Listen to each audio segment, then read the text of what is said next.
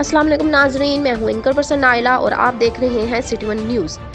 जिला रावलपिंडी में वाक़िया मौजा कराई जो कि चौधरी निसार अली खान और खान सरवर खान के हलका में आता है।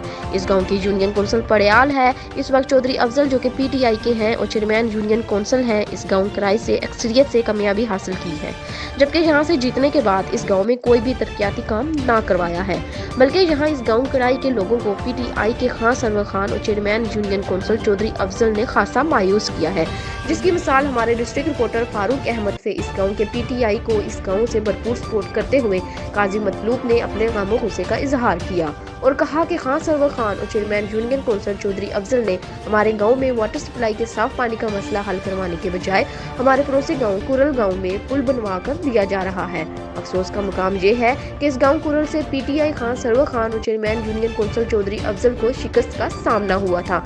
जब तक इस गांव और हलका में चौधरी निसार अली खान की हुकूमत रही है, इस गांव में पानी का कोई मसला ना था, और जब से पीटीआई के खान सरवर खान और chairman union council Chaudhry Afzal के रहमो करम पर आया है, तब से पानी की कहत साली का सामना करना पड़ रहा है। लोगों ने मुतालबा किया है कि इस गांव कड़ाई में वाटर सप्लाई के साफ पानी का मसला जल्द हल किया जाए और इस गांव कड़ाई को वोट देने की सजा ना दी जाए। रिपोर्ट कर रहे हैं डिस्ट्रिक्ट रिपोर्टर फारूक अहमद, रावलपिंडी।